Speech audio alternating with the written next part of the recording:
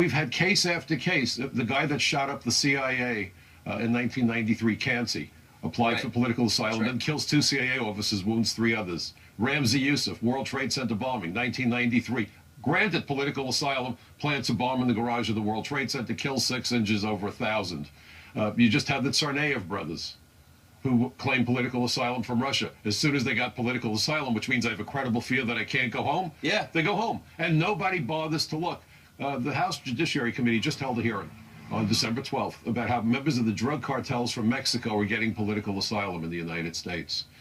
I want America to be compassionate, but they need to remember, our government needs to remember, especially this administration needs to remember, we have immigration laws for 2 primary purposes: protect innocent lives and the jobs of Americans.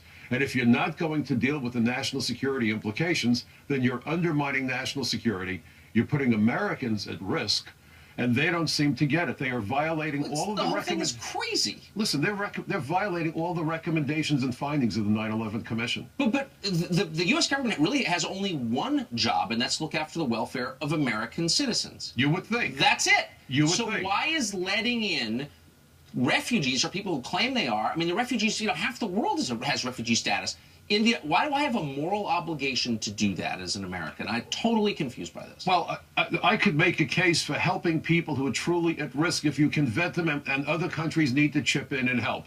My grandmother died in the Holocaust, and I think that if more was done back then, there might have been a different outcome. So I happen to be sympathetic to the idea of reasonable we beat the Nazis. That's pretty good. No. Well, that's very good. Yeah. But 6 million Jews and 13 million people died along the way. So my point is, I understand the need to be compassionate, the desire, but we must never allow compassion to compromise national security, and we are.